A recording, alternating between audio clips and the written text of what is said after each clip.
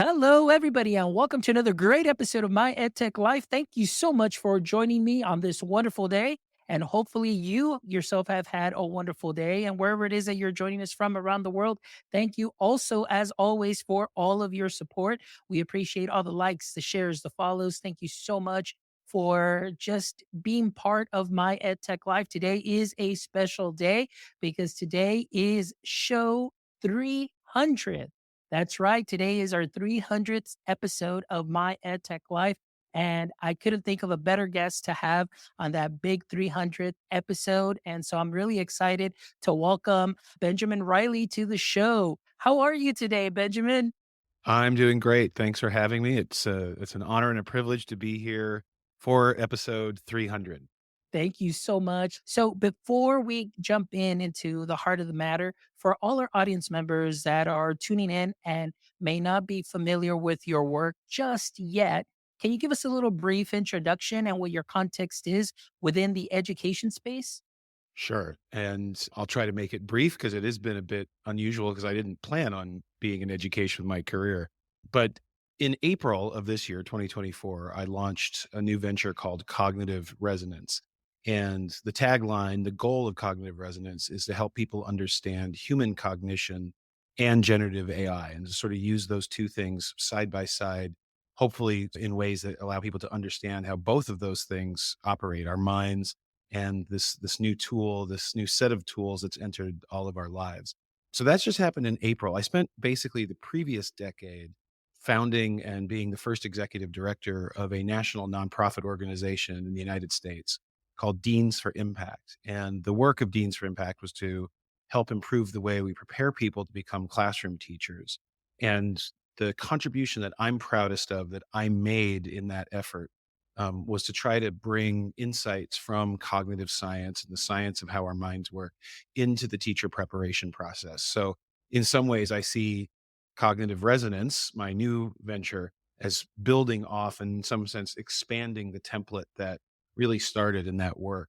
Prior to that, I actually worked for a quote unquote venture philanthropy organization that supported ed tech entrepreneurs and other innovation in education. And then prior to that, I was actually deputy attorney general for the state of California working on education policy matters. So I've had a lot of different vantage points. The vantage point I've never had, and this is important to acknowledge, is that I've never been a classroom teacher. And because of that, I have always been very conscientious about saying that like my professional identity is an advocate. I'm an advocate for education. I'm an advocate for great teaching. I'm an advocate for improving learning with students and improving the lives of people affected by the education system, which is, everyone. So that's sort of how I see myself and have tried to position myself in the space.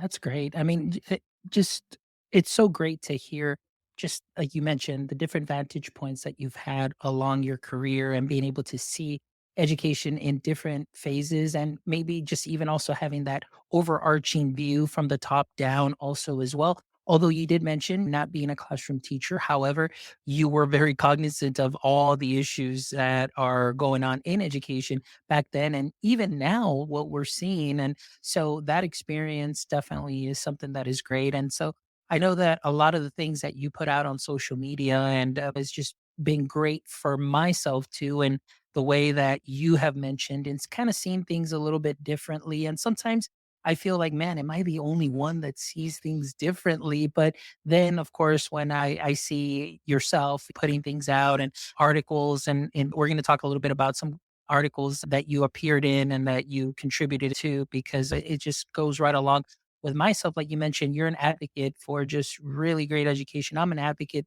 too, as well, for as far proper technology use and just engaging students in a higher learning experience, but in the right way and in a very cautious way too, as well, because we want to make sure that we as teachers sometimes tend to lead the students with the tech. And sometimes I'm like, why don't we try having the students lead with the tech too as well? Because sometimes I feel like we may just want to use something because it's the next big thing, but maybe that's not the best tool for that particular student or group of students. And sometimes just asking them, like, hey, does this work for you? Like maybe just taking a little bit of time and just seeing if that learning experience works out great for them. If not, just let's adapt that and let's overcome that and see how we can work together. So I'm really excited about today's conversation. And so, of course, it is going to be centered around AI. And because, again, we're talking about just a lot of the great things that you're putting out there. I've seen a lot of great YouTube interviews, a lot of podcasts that you've been on, a lot of great things that you've been putting out and articles and things of that sort. So I definitely want to get into that. And so I just want to start just by first asking you, and this is what I ask a lot of the guests, especially around this topic, is November 2022. What were your initial thoughts, and what has changed from then till now? Yeah, great question. I was stunned. I was stunned when I first made use of, I think it probably was ChatGPT 3 at that point, or 3.5. I had been paying attention in the loosest of ways, if I'm being honest, to what was actually being called deep learning. And I was aware dimly that there were developments happening with this quote unquote deep learning.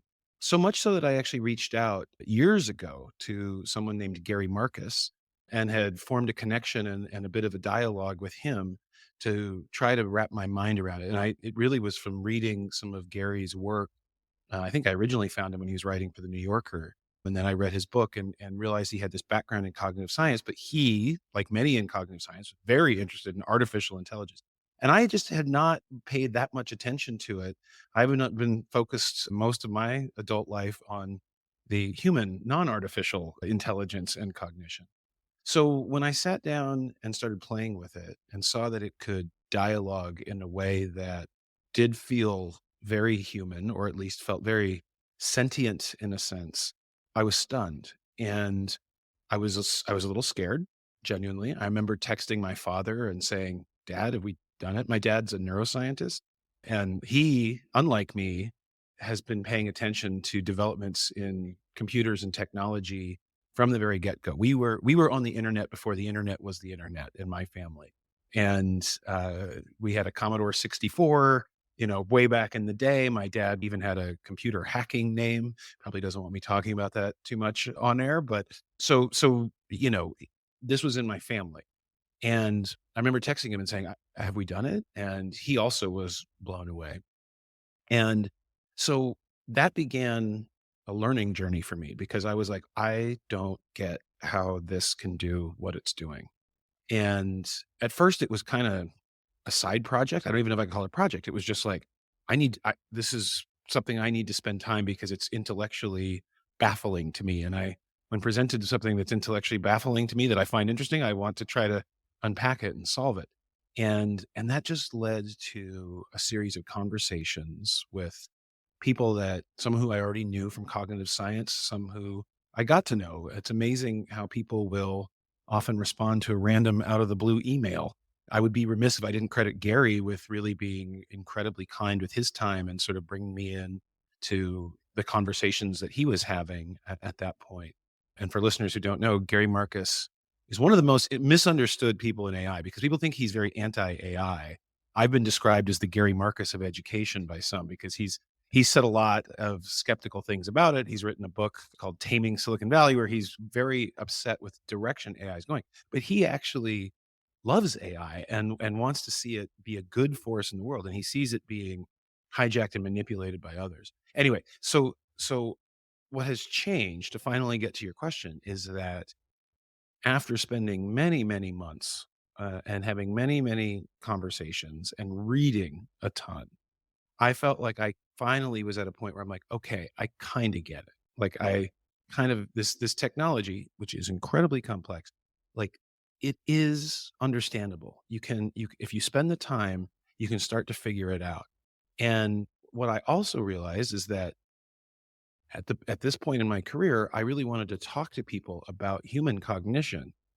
And this tool was a great way to at least start a conversation about, okay, this is sort of kind of like what's happening in our minds, but sort of kind of not.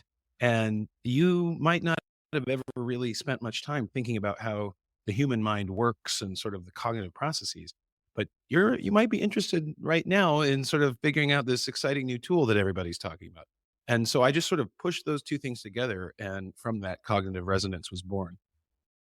Nice. There's so many things there to unpack, and especially talking about Gary Marcus, who also is somebody that I follow. And yes, you are absolutely correct. Often misunderstood.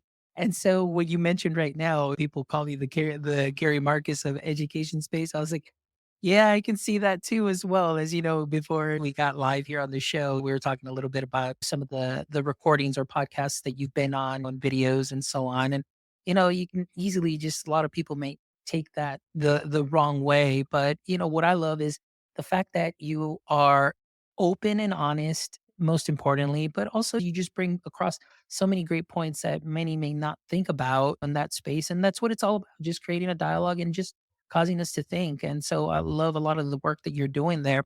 But I want to ask you here. I know there was an article on the 74 million. All right. And so in that article, you've compared today's AI hype to Thomas Edison's 1913 prediction that movies would make books obsolete in schools. So, what is it that is leading to that overhyped tech prediction that you would think? Is it more, a lot of it, obviously, what's the tech companies, but what else is contributing to these things and the hype that you're seeing?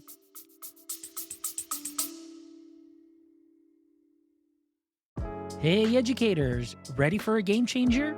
I've partnered up with Goose Chase to revolutionize learning through play. This amazing platform helps students grasp key concepts, engage in epic challenges, and feel the thrill of discovery. From classroom scavenger hunts to district wide adventures, Goose Chase turns education into an unforgettable journey.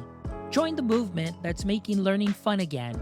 Visit www.myedtech.life/myedtech10 and use code myedtech10 for 10% off any license purchase, whether it's individual, school, or district. Click the link in the show description and let's make education exciting together with Goose Chase.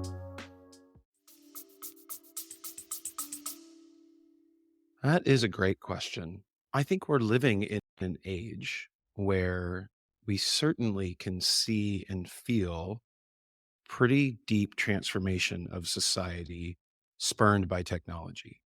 I always think it's funny that I can barely remember what my life was like before I had a cell phone with me at all times. Like, I went to high school without a cell phone. How did I get together with my friends? Like, what did we do? I know that we had phones and we called each other, but like, I don't even remember sort of what the process was. Did we say, well, I'll meet at the mall at 7? Probably something like that, right? But then what happened if one of us didn't show up? Did we, ditch that person? I mean, it's like that was in my own life. I like my own memory feels like it's become obscured to me by how technology has changed. And and of course, we're all familiar. You would have to be a complete off the grid person to be ignorant of the creation of the internet and the creation of social media and all of these truly transformative and now incredibly powerful, in the literal sense of the word, entities and companies and people that have all developed from something technologically related. And if I was putting on my most optimistic glass half full view of that when it comes to education technology, the thought would be, well, if it's led to positive developments in these other realms of life, then why not education? Surely education is not some unique sphere of humanity that should be walled off from all of these other technological benefits that these tools are bestowing upon us. Now, probably anyone's listening, we can tell that I have some questions just on the story that's told about technology generally and whether it's been this unambiguous positive. I think and point out that one of the things that I'm finding deeply ironic and troubling in this moment is states and school districts and schools and countries are rapidly taking action to ban smartphones from school. And there's a whole host of reasons, but one of the main reasons being that people now think these are actually a big distraction in class, and therefore the educational harm that smartphones are causing are not worth whatever benefits they have. And there's arguments on both sides. The point is that 10 years ago, no one was making that argument in the con side or the skeptic side around smartphones. If you said 10 years ago that we need to ban smartphones from school, you would have been walked right out of the room. There would be no invitation for you to speak up front. So I see that happening with AI today in a very similar way. And that's just in the recent, 10 years. You mentioned Thomas Edison. Audrey Waters has written a wonderful book about the history of B.F. Skinner making teaching machines and sort of this effort to create technology that has really been going on for over a century. I mean, it is a long run, if not longer, vision of bringing these tools in. So I think it might just be for as long as human beings are tool makers, and I think we always will be, we will seek out tools to address what we perceive as problems or challenges that the tools might help us. Uh, I think, unfortunately, that too many people who are trying to make those tools don't really understand the challenge that they're trying to solve. And that's where I think a lot of the mismatch comes in. There you go. And that's an excellent segue into the next question that I want to ask that, like I said, I did my research and going through your Substack and doing a lot of reading there. You have on your Substack, Cognitive Resonance, you have one of your writings or your articles. It says AI is not doomed to fail in education. But here you mention, it says here, you've said that AI automates cognition and reduces the need to think. And given that learning requires effortful thinking, how do you respond to companies that are marketing AI as a learning enhancement tool? Well, I respond by trying to push back on it. I mean, part of the challenge here, right, is we're talking about AI, and that can mean a lot of things. And then even if we sort of hone in on a particular aspect of AI or a particular subgenre within it, it all depends on which way the tool is being applied, right? A hammer useful for getting nails in boards, dangerous when applied to a head, So it's got to be thought of in this sort of nuanced way.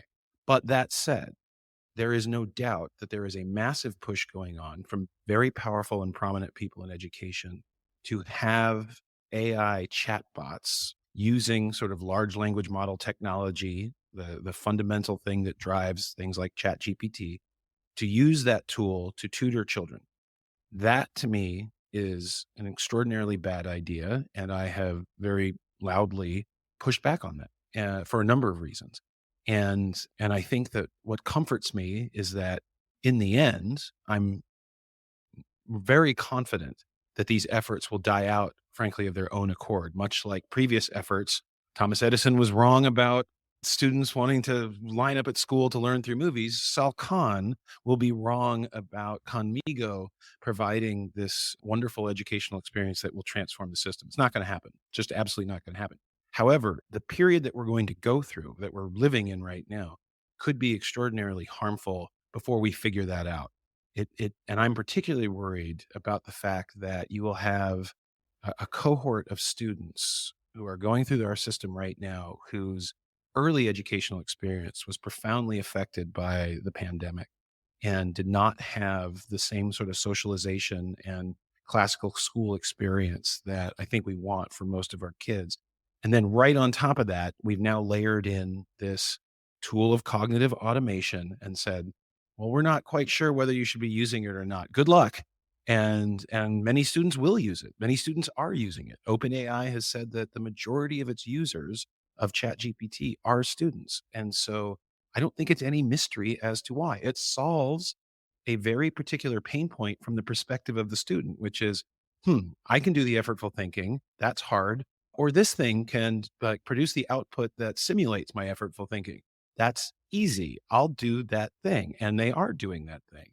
And like I said, I am confident that we will eventually reach a place where both changes in social practice and educational practice and cultural norms will get to a place where the world will not end. Human cognition will not collapse. I'm reasonably confident of that. But this period, we need to fight the fight to make sure that the damage to those who are living through it, particularly I'm thinking of these students, doesn't leave them in a place that they've been deprived of the education that they were entitled to.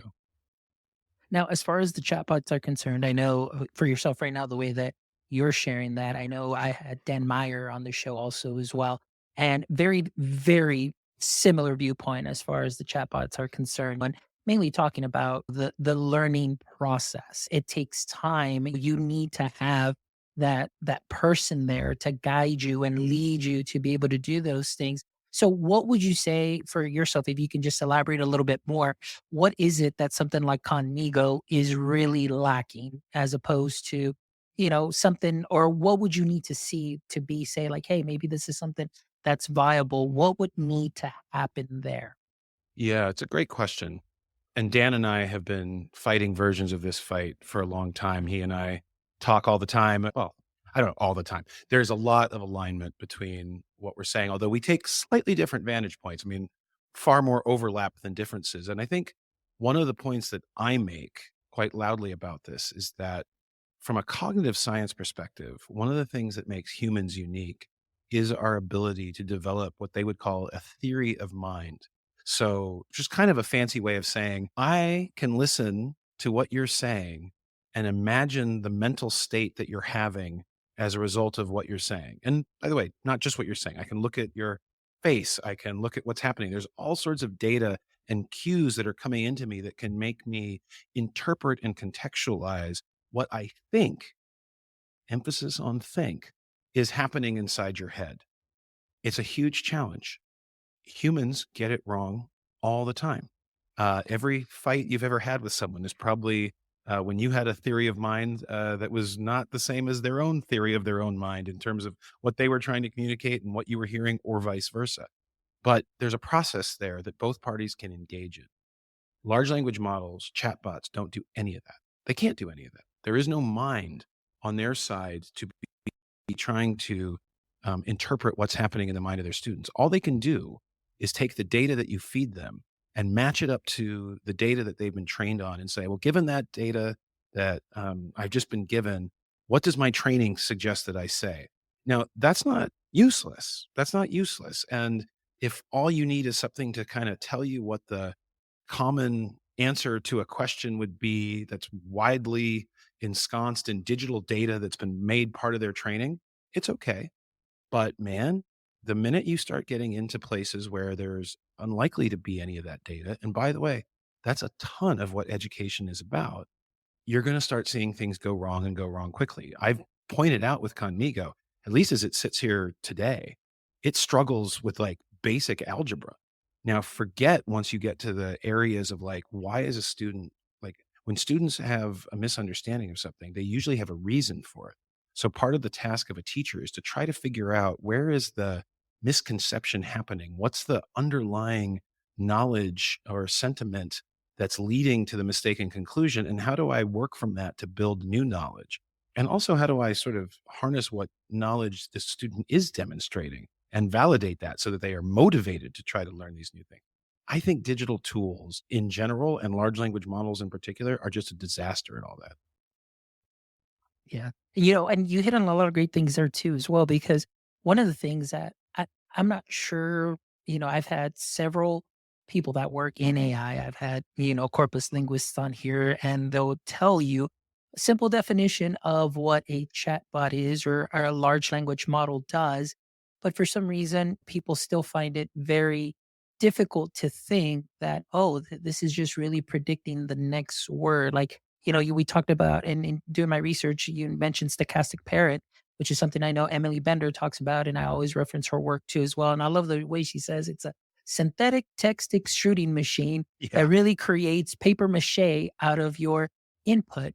And so the what my biggest fear is though is that many people take this to be truth. Like they take the response to be as gospel and that's it. Because ChatGPT told me that this is correct and this is what I'm going to do. One thing that I was really concerned about was a video that I saw yesterday with an educator stating, like, hey, here's how I used ChatGPT to create, reading. There were, I guess, little short readings for my students. And so all I had to do was type in my standard, and it had something to do with a historical character. And the first thing that went in my mind, I was like, do you go in and vet appropriately the output? Because whose history are you putting on there? Understanding that this has scraped the internet for all of that data.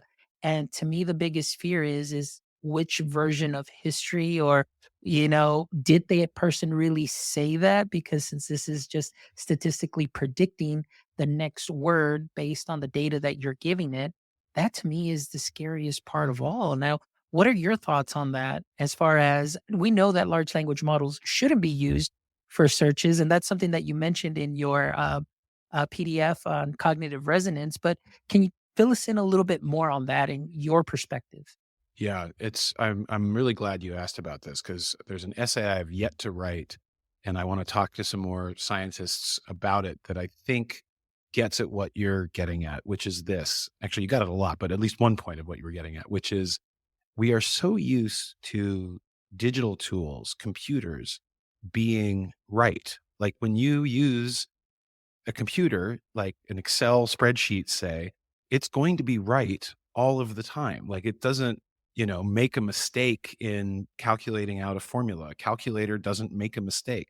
So we know that these tools, or at least we've been conditioned to believe that these digital tools, they have this like authority in some sense. We grant them this authority because we are so used to them being right. Now, all of a sudden, you have this new type of tool that seems like it's one of those old, digital tools in the fact that it's, words on a computer screen within software running, but it's probabilistic, not deterministic, which are the fancy words for like, we are using some sort of statistical guess, essentially, a probability versus when we do like a math problem and we know the logic of the math, the answer 2 plus 2 is always going to be 4. Like that's a deterministic sort of question. But when I ask, like, Fonz, what do you find beautiful? That's not a deterministic question, right? Like as a human, there is so many ways in which you could answer that. You could answer that differently depending just on the day, the time that I asked the question, and any other human might answer it completely differently, right? And would answer it completely differently. And so I think as a result of that, we are going to go again through a period where people think that these tools have the deterministic capabilities that we're so used to technology having before they realize, wait a second, no, like they say things that are often wrong. And you made reference to the document that Cognitive Resonance has put out called Education Hazards of Generative AI. And we may talk more about it, but one of the things that I was very careful in trying to do with that is to say, you know, because of this probabilistic output, you can't rely on it. You can't trust it. And unlike a lot of other documents that come out, I don't think it's fair to ask teachers to say, then, and then, by the way, go double check all of the output that you've created. I mean, it's just not going to happen.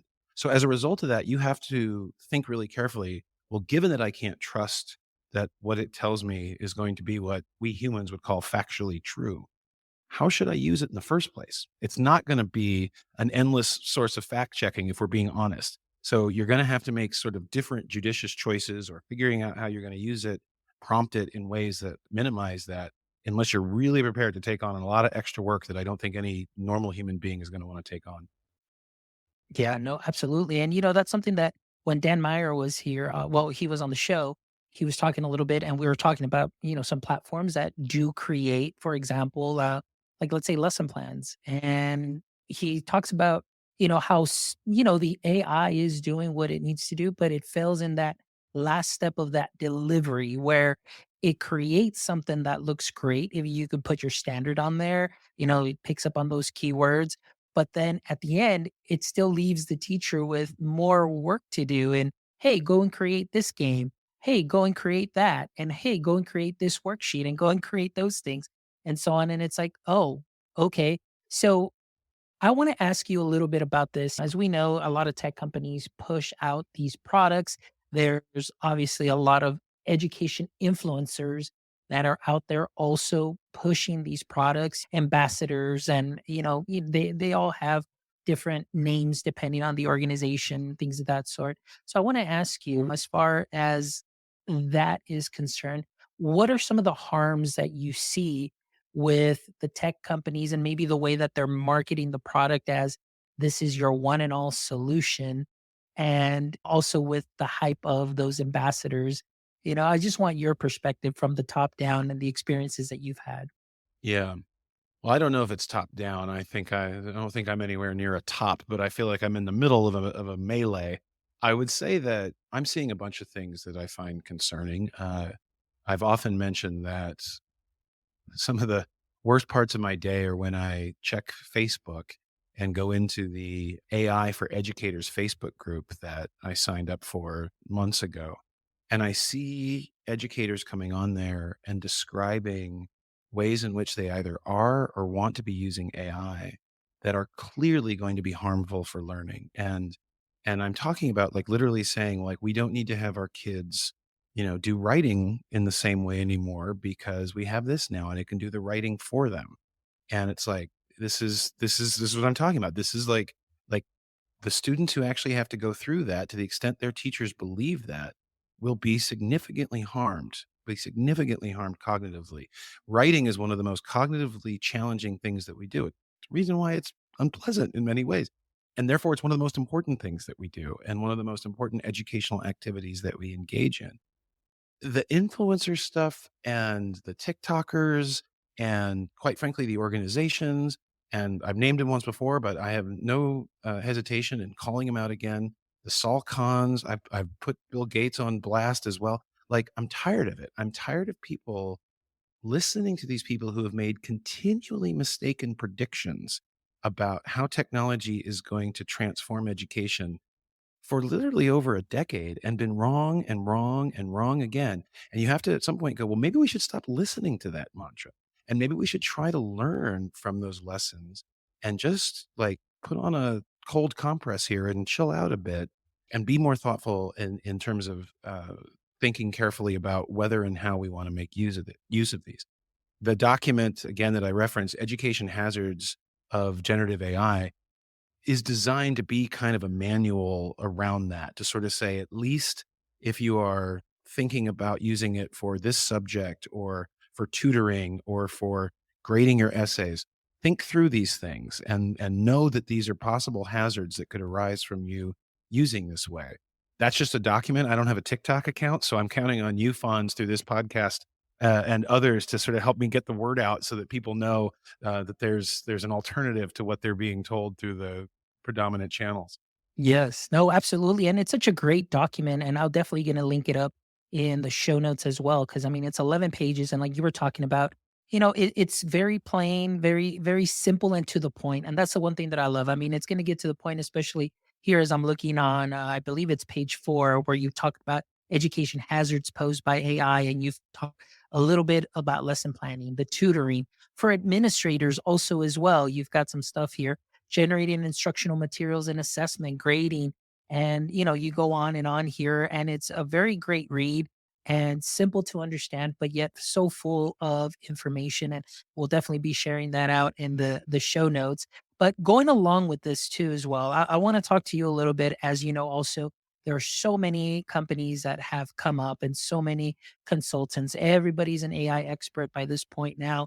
And, there's definitely a lot of things that are important now, as we know that this technology, generative AI, there are many platforms already that have included this piece within the platforms. And those platforms are already in school. They're doing some updates already to some of those platforms. As myself, I get to see that on my end, being a coordinator for digital learning.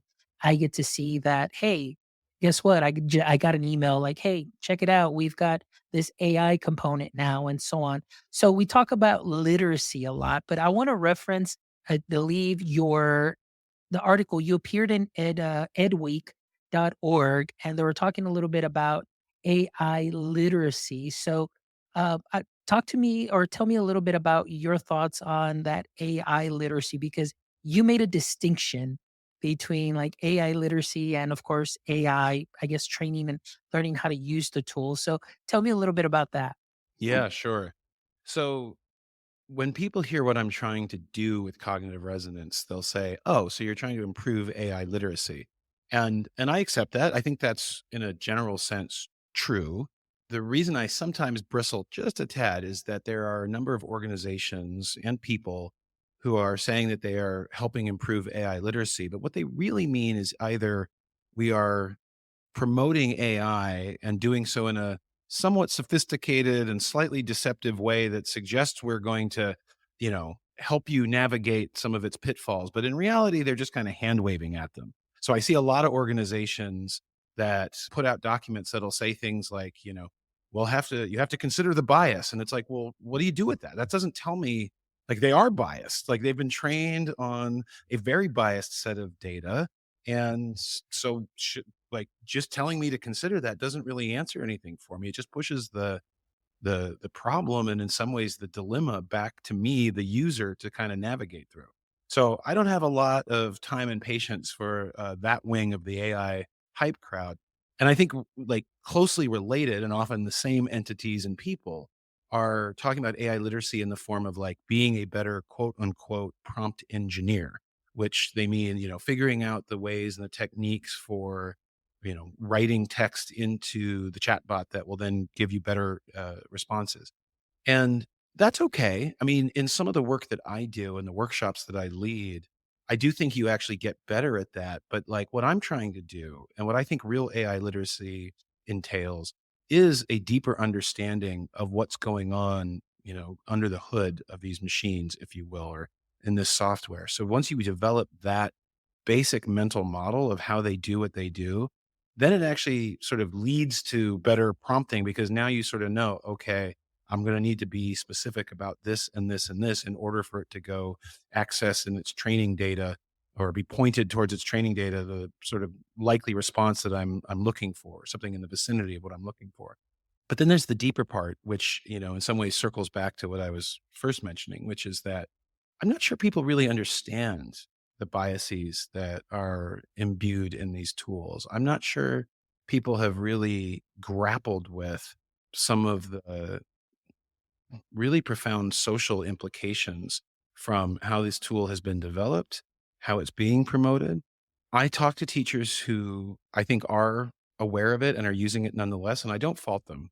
Everybody has to sort of, navigate this with what they're comfortable with. And, I make use of it too in my workshops. I mean, I'm certainly talking about and pointing to AI. I'm not rejecting it and shunning it as some would have us do. And I understand where they're coming from on that. But at the same time, like, I think some of the most powerful moments I've had working with people is to sort of show like what happens if you go on, say, one of the image generators and type low income school. You will see what our collective data imagines a low income school to look like. And you will see the color of the students that these tools will tell you are low income, is reflective of a low income school as far as our data is concerned. And then you think about, okay, A, why is that? And then B, what happens if we are starting to use these tools to perpetuate those images? And in the context of large language models, to perpetuate certain facts, I'll put air quotes around, that are out there in data, but might not actually be facts as we humans think of them as facts. A quick example that I often point to, because it's so predictable in some sense, is that a large number of people think that, we need to teach students to their learning style, audio, visual, kinesthetic. We've researched that. There's a ton of research to show that that's not true. But the amount of research showing that that's not true is dwarfed by the amount of commentary about it being true. And so if you go into Magic School, one of the apps, or, any of the other common large language models and ask it to, create a lesson that's segmented by learning style, it will 100% do that for you. Now, is that a good thing? Is that going to help matters? Is that actually going to make things worse? Are we suddenly, potentially creating a tool that's going to take ideas that we have, as best we can scientifically analyze, say, yeah, not a great investment of time or energy. And it's like, well, the tool doesn't care. That's not something that it has awareness of. So that's a long answer, and I'm not sure I wrapped it up with a bow there, but that gives you some sense of, some of what's animating my motivation. There you go. Yeah, that's great, and, it was very, very, well articulated for sure. But in going along with that too, and we talked a little bit about kinda thinking things through, and I know that it seems like right now, if you're not using it, like, oh, you're falling behind, and it's almost like you're looked down upon. And I remember way back when episode 170, I had Dr. James Bauer on the show, and I know he talked about, people's fears, their feelings, and so on, and that it's okay that people feel still a little bit reluctant to use it, but it just seems like, oh, if you're not using it, oh, like, like, what are you doing? Because uh, often the argument is the following. So I want to know what your thoughts on this. It's like, hey, what you're doing is going to hurt the future of our students in the workforce, and you're just keeping them unprepared or making them unprepared for the AI workforce that is to come. Now, how would you respond, or what would be your response to somebody that comes to you and tells you, like, hey, Benjamin, you're going too slow on this. Like, I have a fear that, you're not helping our cause to make our students be ready for the workforce that is coming. Yeah. So the first thing I'd say is that my co-author for the Education Hazards of Generative AI, Paul Bruno, who's an academic at the University of Illinois, Urbana-Champaign, he helped write the section of the paper, the section of the report where, at the very end, we sort of say, no one knows what the future is going to bring. So when you hear somebody say, we've got to do this because, this is what everyone's going to need to know how to do, you don't know that. You don't know that. So it's like that's number 1, no one has a crystal ball. But number 2, this is the thing that I find so ironic is that there is emerging evidence that suggests that, the people who are most likely to really get the benefits of this tool are the ones who have already cognitively succeeded in some sense, the one who are already very well educated and are therefore able to take their existing knowledge and combine it with the advantages that these tools have and the dimensions that they have, which are they do exist. I'm not claiming that they have no function whatsoever. They would not have caught on and be the subject of so much attention if not. But it's really those students who will benefit, not just students, people in life. And so then you've got sort of the potential concern that, you really are only helping those who have already succeeded and you're not really doing anything to help those who, if they don't build the knowledge in their head, not from what they can access out in the world, but in their head, then this tool will just remain sort of a, you know, uninteresting sideshow to them. The last thing I'd say too is that I do think it's important for anybody who's in education or the world who's may feel like, they're getting left behind, that we really like there's a conversation happening amongst highly active social media influencer types.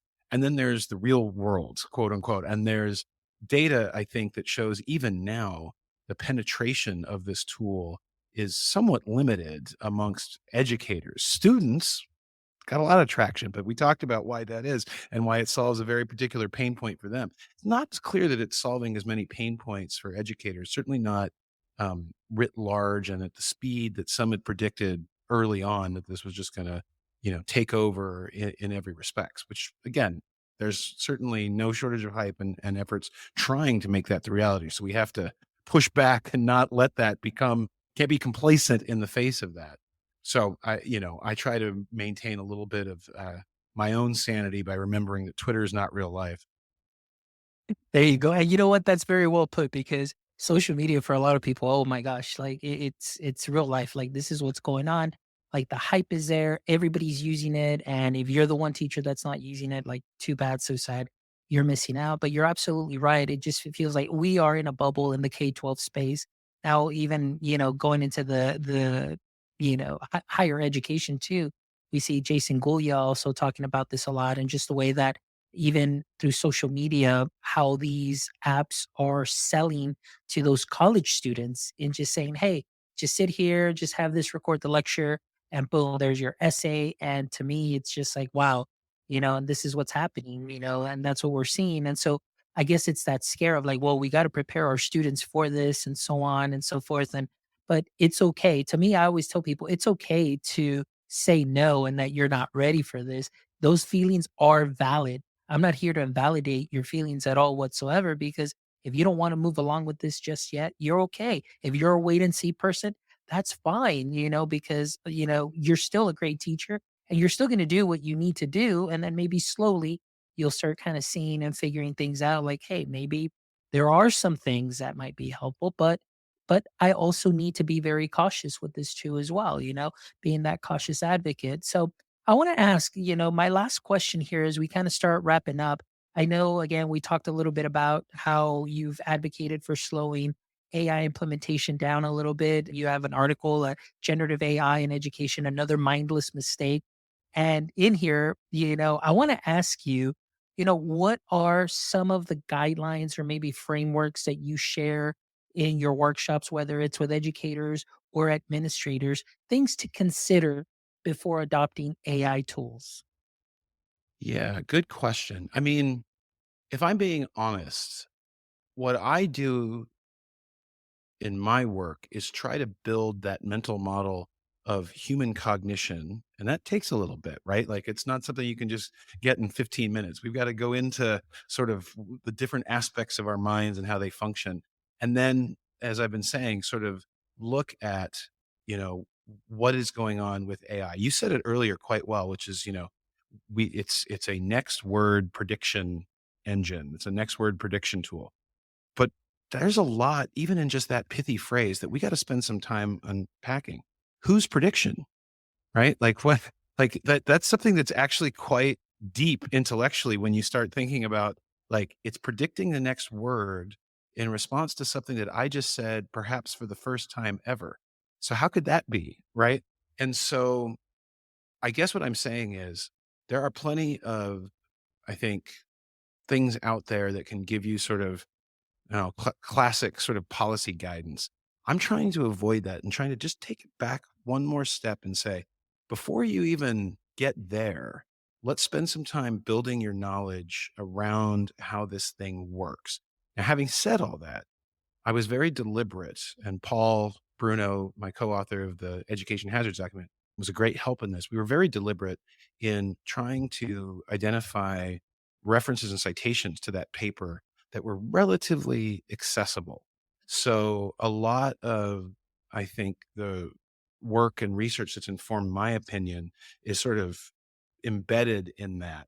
And I even decided to do something a little weird, which is I didn't do the normal citation process where you put the last name and the date. And it's like, if you're a non-academic, like you don't know what that is. You know what I mean? It's just a name and a date. So I was like, here's the title of the paper. So if you think this might be relevant to helping you understand something like, can large language models reason? Can I trust them to be a reasoning tool? Well, there's a bunch of essays about that. And you can go find some of those through what I'm saying. So I think that, like, it's really at fundamentally about approaching these as tools that are intelligible, if complicated, and committing to taking the time to understanding them to the point that you can feel satisfied that in whatever way you're choosing to use them or choosing to not use them, you've done that in an informed, not just because somebody on TikTok or somebody who had a platform or somebody who came to your PD session in your school district said you should do it. Think for yourself. Excellent. Very well put. Thank you so much, Benjamin. I really appreciate you spending a little bit of time with me today, just talking about this. As you know, I mean, it's something that is very near and dear to me, obviously, because it's part of my doctoral study research too, as well. But it's just a way also for me to connect with other like minded individuals to be able to go out there and just say, hey, although we may stand a little bit firm on some things, there is some overlap on certain other things and so on, but we just want to share also openly, what we see. And obviously sometimes we do feel outnumbered because there are many other people that may feel a little bit different, but it's okay, and I think today you just shared some wonderful aspects of your experience, what you've been able to write. And like I said, through cognitive resonance.net, we'll make sure that we link that to the show notes also as well. That way people can go ahead and download your paper, Education Hazards of Generative AI, which I promise you, it's definitely a great, great asset to your educator or administrator or anything tool belt, just to have as a form of reference that you can, use and pull up at any given time. So really appreciate your time. Thank you so much. But before we wrap up, I always love to end the show with the last three questions. So Benjamin, I hope that you are ready. So here we go. Question number one. We know that every superhero has a pain point or an area of weakness. And we know that for Superman, that kryptonite, yeah, kind of weakened him a bit and it was a pain point. So I want to ask you, in the current state of education altogether, what would you say is your current edu kryptonite? Yeah, it's a good question. I think my ongoing kryptonite frustration enemy intellectual force that I'm opposing is the forces that are determined to try to make to erode what makes human beings so special, which is our capacity to learn from one another and be social. And whether it's in the form of generative AI, personalized learning, teaching machines, other technologies, there is an ideology that is very much, I think, sometimes unthinkingly, uh, pulling us apart and eroding the ways in which we bond with one another. So I don't know if it's my kryptonite or what I'm just most concerned about, but it's certainly I would never say Superman, but if that view is on one side, I'm on the other pushing back as hard as I can. There you go. Great answer. Thank you so much, Benjamin. Question number two. Who is one person that you'd love to trade places for a day, or with, I should say, for a day, and why? Yeah. So when you sent this question in advance, I have to admit, I went for my run today and I spun into this total like 30-minute, like, what does that mean? Does he mean I will like inhabit this person's knowledge and body and have all their experiences? Or will it just be me, but I have their role? And then I was like, you know what? Here's what I want. I want to know what it's like to go to space. And so I looked up who's in space right now, and there's a astronaut named Sunita Williams who's been up in space, I think, for over a year. And I think she's in the International Space Station, circling above us right now. She seems like a complete, can I say badass? I'm going to say it. She's a complete badass. I'd like to go like flip with her for a day and be up in space and look down at Earth and see what that's like. That's great. That is a wonderful answer. Thank you so much for sharing that. And my last question to you, Benjamin, is if you could have a billboard with anything on it, what would it be and why? Yes, I should have spent more time thinking about this one because, as you may know and may have seen, there used to be a billboard in Texas and other states that said, "Want to teach? When can you start?" And it was for an alt cert provider that was just, basically anybody who could breathe. They were going to say, off you go and give them de minimis training. And they eventually pulled them down. And I'd like to think I had something to do with it. I don't know, but like they still exist. But the billboards came down because I was like determined to shame them into what that said. So I'm not quite sure what the counter to that is, but it's something in the nature of all humans are teachers. Remember that and embrace that responsibility. Something like that, something that shows the nobility and the power of our sharing of knowledge as educators. Everyone's an educator in my view. And I just want people to recognize that that's something incredibly special about being human. Absolutely. I absolutely love that. I mean, to me, that's the way I learn best through that storytelling process. I want to hear your stories. And oftentimes I tell people I think that's why I love podcasting and I've really stuck it through and done so much of it because I love to learn people. I always tell people this is my 1 hour of personal PD that I get to share with the whole world afterwards. And so that's something that's amazing. So I definitely agree with that. That's a great billboard. Well, Benjamin, thank you so much. I really appreciate you taking the time to be here. And obviously, on this very special occasion, my 300th episode, it is wonderful to have you on as a guest and somebody, like I said, that I look up to and love the work that you're doing. And just, the conversation centered around everything that you put out and just it's great. So continue doing what you're doing, my friend. And it's so great to hear also that you're only 5 hours away. So at any given time, hey, I can contact you and be like, "Hey, well, let's meet up at Black's Barbecue. We'll have some That sounds barbecue or great. something like that." Sounds like a plan. So that's wonderful.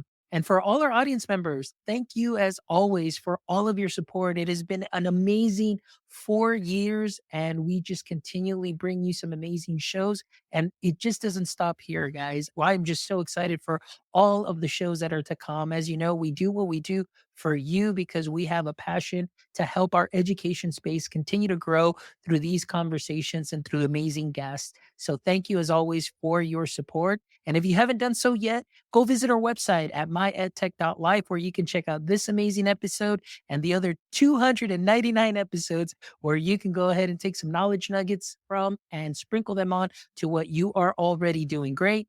If you haven't followed us on social media yet, please make sure you follow us on all socials at myedtechlife. And don't forget, jump over to our YouTube channel, give us a thumbs up, subscribe. That way you can always check out this amazing content and you can let all the algorithms push this content out to you and you can share it to all of your friends. So thank you as always for all of your support. And my friends, until next time, don't forget, stay techie.